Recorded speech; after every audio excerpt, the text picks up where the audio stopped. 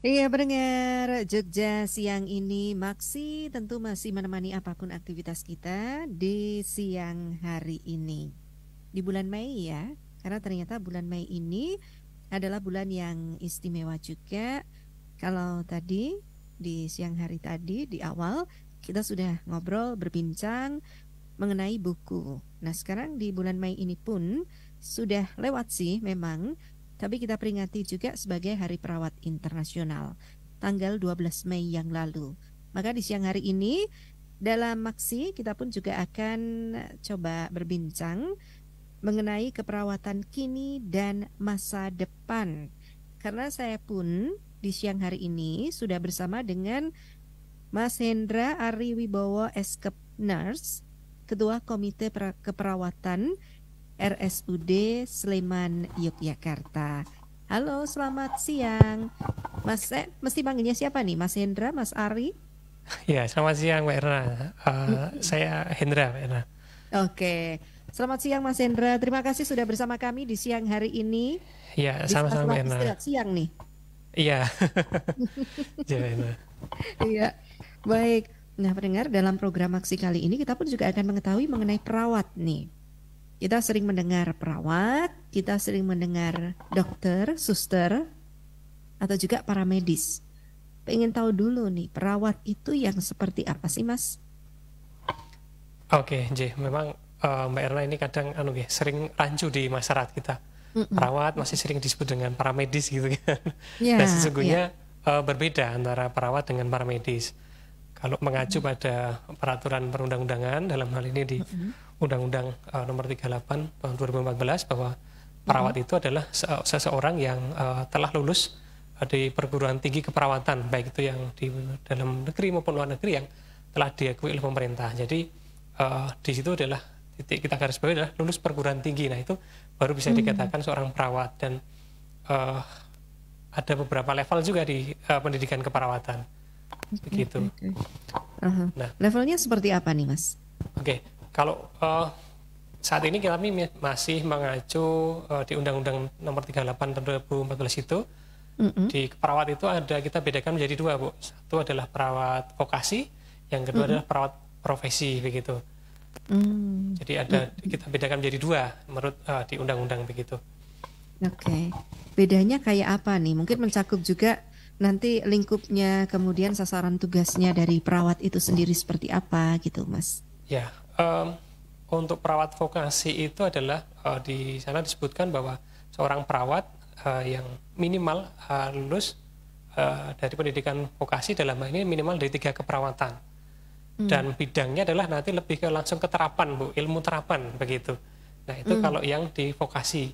Nah, Ya. kalau di teman-teman yang memilih di jalur profesi, itu nanti jadi seorang perawat profesi itu dimulai dari pendidikan akademik, yaitu di S1 keperawatan, Mm. begitu, kemudian melanjutkan program profesi. Kalau kita sebut dengan nurse, begitu, Bu.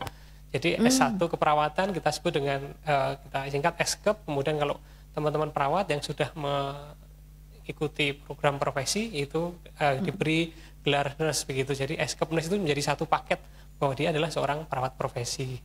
Begitu, Mbak Oke. Era. Hahaha. Sasaran tugasnya beda ya nantinya antara yang vokasi dengan yang profesi itu atau seperti apa? Iya, untuk vokasi memang lebih diarahkan ke terapan, Bu. Jadi bagaimana dia Mm-mm. langsung aplikatif di apa namanya di lapangan, begitu. Mm-mm. Termasuk di Mm-mm. dalam proses pendidikannya pun juga, kalau teman-teman yang vokasi itu lebih banyak prakteknya dibanding dengan teorinya, begitu. Nah, Mm. kalau yang teman-teman di akademik kan harus mengikuti Mm-mm. jalur akademik dulu, Bu, gitu. Ya, Kemudian ya, ya. lanjut profesi. Nah, sama seperti profesi kedokteran pun juga demikian. Jadi kan Mm-mm. harus selesai dulu profesi S1 kedokterannya, baru lanjut jadi koas si dokter, begitu. Nah, sama perawat juga pun demikian. Jadi harus selesai sarjana keperawatan dulu, baru kemudian ambil profesi. Itu karena memang Mm. perawat ini, Bu, sudah mencanangkan diri ya sebagai seorang Mm-mm. profesi, begitu, sehingga perawat ini mencoba memposisikan diri setara dengan profesi-profesi yang lain, Oke, begitu. oke, oke, oke. Itu bedanya. Tapi kalau Iya, untuk wewenangnya sendiri dalam tanda kutip, misalnya dalam menangani pasien, itu kayak apa sih, Mas? Mhm. iya. Ada kewenangan tertentu yang karena mungkin karena apa level Mm-mm. dari profesi itu berbeda ya Bu ya, dari D3, lulusan D3 dengan profesi kan jelas berbeda. Jadi ada beberapa kewenangan yang memang ada levelnya, ada yang nanti boleh dikerjakan oleh teman-teman dari vokasi, mana yang harus dikerjakan oleh teman-teman dari profesi gitu. Nah, tadi kalau menyangkut yang di awal tadi kaitan dengan paramedik, kalau paramedik itu sebenarnya istilah paramedik itu ya sudah lama muncul juga tahun 50-an kalau tidak salah begitu. Memang itu sebutan oleh untuk seseorang yang dia terlatih dan memang untuk membantu penanganan gawat daruratan begitu. Jadi seorang paramedik itu belum tentu tidak bisa menjadi seorang perawat gitu, karena keilmuannya berbeda. Dari pengertiannya saja paramedik itu seorang yang terlatih untuk melakukan penanganan kegawat daruratan begitu. Jadi apa yang dikerjakan paramedik itu bagian kecil dari apa yang ketugasan dari perawat begitu. Dan Justru memang suatu bagian beda. kecil ya. Iya betul. Memang paramedik ini kalau di luar negeri begitu ya Bu ya, begitu pesat begitu pengembangannya. Tapi untuk di Indonesia belum ada pendidikan yang khusus untuk paramedik. Gitu. Jadi kalau di Indonesia mengacu ke paramedik kok itu kurang pas tepat gitu ya. Jadi kita coba kembalikan bahwa perawat itu ya berbeda dengan paramedik begitu. Seorang perawat bisa mengerjakan tugas-tugas paramedik karena memang ketika di kuliah di akademik itu diajarkan gawat daruratan, diajarkan banyak ilmu terkait dengan penyakit dan seterusnya gitu. Tetapi kalau seorang paramedik mau menjadi perawat harus kuliah dulu. Jadi harus mengikuti lulus di perguruan tinggi dulu ya, baru biasa dulu sebagai seorang perawat gitu. Tugas-tugas mungkin sedikit nih, tugas-tugas dari perawat yang tidak bisa dikerjakan paramedik itu apa contohnya, Mas? Ya, kalau di paramedik tadi adalah beliau itu fokus untuk satu yang kegawatan yang medis begitu ya, baik itu terutama kegawatan yang ada di luar rumah sakit. Jadi kegawatan yang di rumah kemudian membantu mengevakuasi ke rumah sakit begitu, yang terjadi di luar negeri biasanya seperti itu. Kemudian kalau yang seorang perawat itu memang lebih banyak, kalau kita mengacu di undang-undang Ibu ya, itu memang perawat itu hampir di seluruh lini ada peran perawat gitu. Mulai dari individu, jadi sasaran itu mulai dari perawat itu bisa merawat seorang individu, kemudian keluarga, kelompok, bahkan masyarakat begitu. Kalau kita merinci di undang-undang itu setidaknya ada 6 tugas yang bisa dikerjakan oleh perawat. Satu, beliau adalah bisa sebagai pemberi asuhan keperawatan langsung ke pasien. Yang kedua, perawat itu bisa sebagai penyuluh atau konselor untuk edukasi bagi pasien-pasien begitu. Kemudian yang ketiga bisa sebagai pengelola pelayanan keperawatan. Yang keempat itu bisa sebagai peneliti. Kemudian juga bisa juga sebagai pelaksana tugas berdasarkan pelimpahan wewenang. Pelimpahan di sini dari dokter ya Bu ya tentunya ya. Kemudian terakhir boleh melakukan tugas yang memang keadaan yang sifatnya darurat atau penuh dengan keterbatasan, itu perawat boleh. Nah, 6 tugas ini yang masih tercantum di dalam undang-undang keperawatan, dan itu yang membedakan antara tugas perawat dengan paramedik tadi. Itu karena paramedik hanya sekelumit saja yang dari tugas perawat begitu. Oke. Ini tema kita di siang hari ini, saya dapat itu keperawatan kini dan masa depan. Nah, ini bedanya kayak apa sih maksudnya dari topik kita ini, kini dan masa depan, Mas Hendra? Oke, Bu. Jadi saat ini memang perawat itu sedang melakukan semacam edukasi, transformasi dan sebagainya terkait dengan bahwa peran perawat itu sangat-sangat dibutuhkan. Kita bisa berkaca Bu, ketika kemarin COVID begitu ya, betapa banyak pengorbanan yang kita lakukan, dan hampir semua bisa dikatakan di fasilitas kesehatan itu bisa terjadi sesuatu kegaduhan begitu. Masyarakatnya pun juga demikian terkait dengan COVID begitu, dan perawat di situ banyak hadir di tengah-tengah masyarakat gitu. Nah, kemudian apa bedanya yang saat ini dengan ke depan begitu? Kalau dulu memang perawat ini belum dipandang sebagai suatu profesi begitu, tapi di era terakhir ini perawat sudah berupaya untuk melakukan perubahan begitu, memposisikan diri agar setara dengan profesi lain, dan ke depan perawat ini bisa untuk selalu berkontribusi kepada masyarakat. beberapa waktu lalu Kementerian Kesehatan juga telah mencanangkan 6 pilar transformasi kesehatan begitu. Nah, di situ perawat punya apa ya istilahnya kontribusi untuk mendukung apa yang dilakukan Kementerian Kesehatan, karena memang antara profesi dengan pemerintah dalam hal ini Kementerian Kesehatan harus selalu bersinergi. Nah, disinilah kita bergandengan tangan untuk mewujudkan ya harapan ke depan kesehatan yang lebih baik untuk masyarakat Indonesia. Iya, iya. Mungkin sesuai dengan tema Hari Perawat Internasional tahun ini kali ya, Mas Hendra ya? Iya, betul. Temanya apa? Iya, 12 Mei ini adalah kita seluruh perawat di dunia itu memperingati Hari Perawat Internasional. Nah, ini memang temanya sangat menarik gitu kan, perawat kita masa depan kita gitu. Jadi memang ini sebuah kampanye tadi yang kita sampaikan Bu. Jadi latar belakang dari kita kemarin berkecimpung di COVID ini, kemudian ke depan sepertinya COVID memang sudah mulai mereda, tetapi ancaman kesehatan global itu sudah mungkin bisa kita prediksi dari sekarang bagaimana kondisi ke depan gitu. Nah, sehingga disinilah kita mengkampanyekan perawat-perawat itu, bagaimana perawat itu sampai ke depannya itu bisa berkontribusi nyata begitu, karena memang kontribusi perawat itu sudah kita bisa lihat dari sejak kemarin gitu, bukti nyata ketika COVID begitu. Oke. Nah, kontribusi nyata ke masyarakat ini seperti apa sih, Mas? Yang bisa digambarkan oleh Mas Hendra sendiri juga teman-teman di Komite Keperawatan. Ini mungkin akan kita kaitkan dengan tadi Bu ya, yang diprogramkan oleh Kementerian Kesehatan ya Bu ya. Bagaimana perawat itu bisa berkontribusi ke depan begitu untuk ke masyarakat. Salah satu pilar yang dicanangkan oleh Kementerian Kesehatan adalah terkait dengan transformasi pelayanan primer.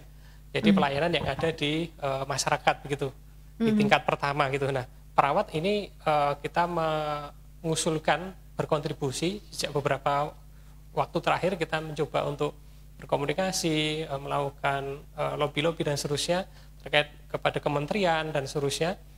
Kita ada beberapa program, yaitu diantaranya adalah adanya OVON Bu, One Village One Nurse. Jadi satu desa satu perawat. Nah, ini menunjukkan bahwa perawat hadir di tengah-tengah masyarakat begitu sebagai penghubung antara masyarakat dengan fasilitas kesehatan pelayanan primer begitu. Nah, ini yang sedang digaungkan ya, bukan wacana tapi sudah mulai berjalan di beberapa pemerintah daerah, sudah mulai menginisiasi program ini. Nah, semoga nanti ke depan juga daerah-daerah yang lain juga bisa mengikuti, sehingga nantinya terkait dengan fasilitas kesehatan itu bisa langsung dirasakan oleh masyarakat. Kemudian yang kedua terkait dengan penguatan praktik mandiri perawat. Jadi perawat itu juga boleh praktek Bu Erna. Jadi memang perawat itu boleh melakukan praktek mandiri gitu. Nah, sehingga nantinya harapannya bisa memperkuat transformasi pelayanan primer. Kemudian terkait dengan transformasi yang berikutnya terkait dengan ketahanan kesehatan. Perawat memang saat ini yang namanya bencana itu di Indonesia sudah tidak bisa kita hindari Bu ya. Bahkan ada istilah Indonesia itu supermarketnya bencana. Jadi bencana apapun Indonesia itu punya gitu. Nah, maka perawat ini muncul gitu dengan gagasannya. Kita beberapa tahun lalu membentuk Badan Penanggulangan Bencana Badan Penanggulangan Bencana untuk perawat. Jadi perawat itu berhimpun membuat suatu badan, Bapena namanya, Badan Penanggulangan Bencana. Jadi Bapena ini ada di tingkat nasional, di tingkat provinsi, di tingkat kabupaten ada. Jadi harapannya teman-teman perawat itu di masing-masing lini nanti bisa bersinergi dengan kementerian, BNPB, kemudian dari pemerintah daerah dalam rangka penanganan bencana. Nah, ini juga upaya-upaya yang kita gaungkan untuk ini loh wujud kerja perawat untuk kontribusi pada masyarakat. Gitu Mbak Erna kurang lebih. Ya. Oke. Tadi yang menarik juga perawat itu boleh praktek gitu ya, Mas Hendra ya. Praktek-praktek dari perawat ini misalnya seperti apa sih? Oke, Jadi mungkin secara jangan, khusus begitu. jangan dibayangkan kalau perawat itu praktek seperti dulu ya Bu ya. Kalau dulu kita istilah ada Pak Mantri gitu ya, iya datang dengan obat itu kan. Nah ini, iya kita berterima kasih. Perawat dulu itu kan masih dengan mengerjakan pekerjaan medis gitu ya. Nah bahwa saat ini perawat itu ini, dan juga mungkin mengajak teman-teman kami juga Bu sejawat perawat juga di Nusantara ini, seluruh Indonesia gitu kan. Ayo saatnya kita mulai praktek itu sesuai dengan tugas kita masing-masing gitu kan. Jangan mengerjakan tugas profesi lain. Jadi kalau gambaran seperti apa yang paling nyata adalah kan nanti kalau perawat itu adalah mengerjakan pekerjaan yang sifatnya apa ya, bukan mengobati, bukan memberikan obat secara khusus, mencari penyakit kemudian obat, itu ranahnya dokter gitu ya. Tapi kalau perawat itu bagaimana ketika seorang pasien itu ada respon sakit, kemudian tentunya ada responnya bermacam-macam, respon yang kita tangkap. Dan contoh nyatanya begini Bu, yang mungkin praktek keperawatan yang mandiri dilakukan perawatan itu yang sudah dilakukan teman-teman yang paling banyak adalah keperawatan luka Bu. Jadi saat ini penyakit tidak menular, diabetes gitu kan misalkan, atau luka-luka yang lain misalnya habis operasi dan seterusnya gitu kan, kadang-kadang masyarakat tuh enggan datang ke rumah sakit gitu ya untuk sekedar periksa luka gitu ya. Kemudian perawat ini hadir di beberapa daerah, sudah banyak Bu ini perawat membuka praktek mandiri dengan perawatan luka, ya dia hadir bisa melakukan home care dan seterusnya gitu. Kemudian di samping perawatan luka, praktek yang bisa dilakukan perawat itu adalah praktek perawatan komplementer. Jadi terapi-terapi yang bisa dilakukan ini non farmasi ya, non farmakologi, bisa diberikan langsung kepada pasien selagi itu berbasis dengan evidence-nya, ada bukti klinis penelitiannya begitu, itu boleh dilakukan oleh perawat. Dan ini yang selama ini dilakukan oleh perawat gitu. Jadi yang paling nyata dari yang paling banyak di saat ini dilakukan perawatan luka ataupun dengan terapi-terapi komplementer gitu. Iya. Pernah dengar juga ini ya, kitanan maunya sama perawat aja gitu ya. Kitan juga bisa ya, Mas? Iya. Ya. Memang kalau hitan itu masih sedikit abu-abu.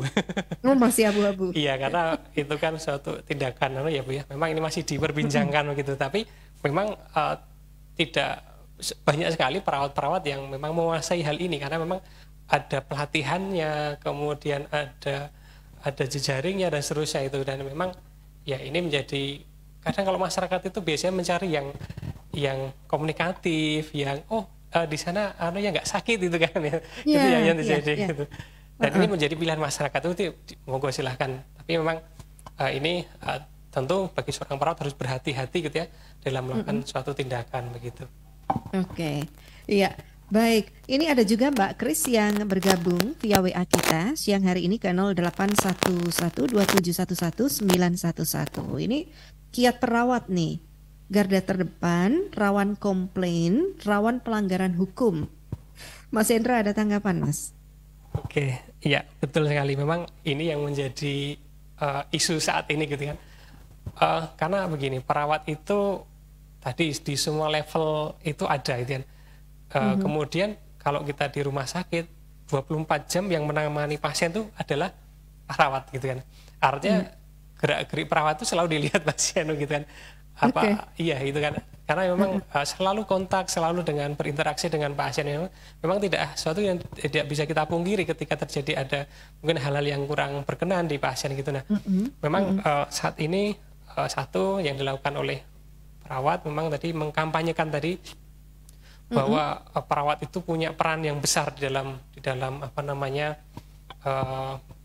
kepada masyarakat begitu.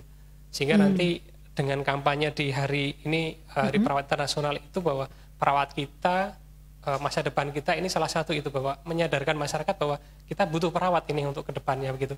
Yang kedua, 18 Maret yang lalu itu kita juga HUT PPNI Bu, perawat Persatuan Perawat Nasional Indonesia. Jadi Hari Perawatnya Nasional Indonesia itu 18 itu Maret, itu juga kita mengusung tema gapai profesionalisme dengan kesejahteraan dengan profesionalisme. Artinya di situ teman-teman kita harus selalu meningkatkan profesionalisme terkait dengan biar tidak banyak komplain, banyak yang mengadu dan seterusnya begitu. Kemudian kalau di rumah sakit kami punya suatu pengawal Bu, jadi untuk mengawal biar teman-teman minim komplain, biar minim tidak banyak mengadu, kita punya pengawal namanya komite keperawatan. Jadi kita komite perawatan tuh sebelum perawat bertugas, kita harus kredensial dulu.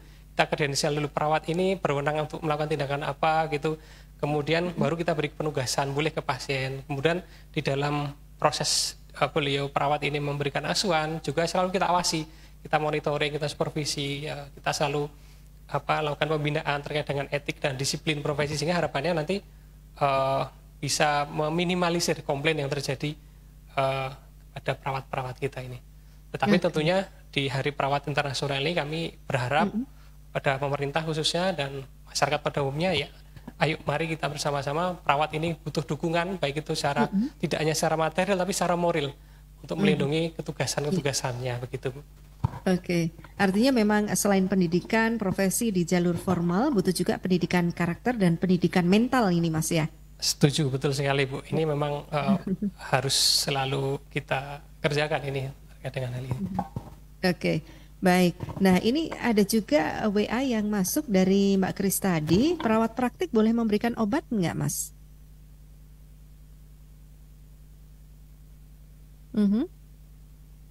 Bisa memberikan obat tidak kalau mungkin perawat praktek? Perawat praktek itu sepanjang jadi di undang-undang itu sepanjang dalam kondisi tertentu, dalam hal ini adalah kondisi yang emergensi begitu sifatnya, itu boleh memberikan gitu. Tetapi yang diberikan pun juga tidak ada obat-obat tertentu gitu yang tidak boleh gitu. Ada golongan-golongan obat tertentu yang hanya boleh, jadi tidak semua obat diberikan gitu, tidak. Ada beberapa catatan, satu dalam kondisi tertentu yang memang betul-betul mengancam mengancam jiwa begitu, itu boleh melakukan tindakan yang sifatnya life saving begitu. Yang kedua, kalau memberikan obat-obatan pun dalam praktek itu ya ada label-labelnya. Jadi kalau kita cermati obat itu kan ada banyak labelnya ya, ada bunderan gitu kan. Nah itu ada kode-kode tertentu yang boleh diberikan perawat. Tapi di luar itu memang tidak boleh, karena memang tugas perawat adalah tidak memberikan obat ya, karena itu memang bukan ranah dari perawat itu sendiri. Perawat, iya. Baik Mas Hendra juga pendengar Maksi, di siang hari ini kita harus segera mengakhiri perbincangan kita. Mungkin sedikit saja closing statement dari Mas Hendra, ada yang masih ingin disampaikan? Iya, terakhir saya mengajak kepada teman-teman sejawat kita, perawat di seluruh Indonesia dan tentunya ada masyarakat, yuk mari kita dukung bersama perawat-perawat yang ada di Indonesia ini untuk bisa bekerja, berkontribusi pada masyarakat untuk mewujudkan masyarakat Indonesia yang sehat dan kuat.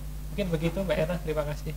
Oke, baik, salam sukses dan sehat untuk teman-teman perawat semuanya di Komite Keperawatan RSUD Sleman Yogyakarta, Mas Hendra. Selamat siang. Terima kasih Mbak Erna. Ya, terima kasih. Nah, pendengar itu tadi Mas Hendra Ariwibowo, SKep Nurse, Ketua Komite Keperawatan RSUD Sleman Yogyakarta. Perawat kini dan masa depan.